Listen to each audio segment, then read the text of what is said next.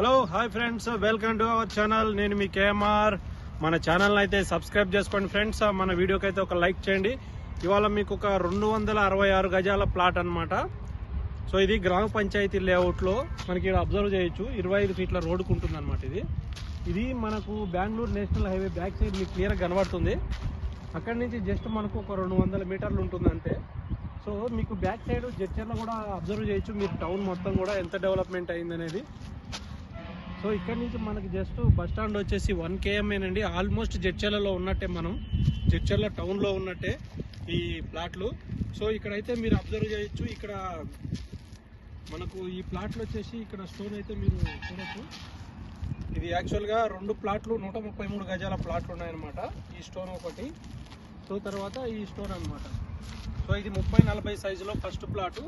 పక్కనే ఈ స్టోన్ నుంచి ఆ స్టోన్ వరకు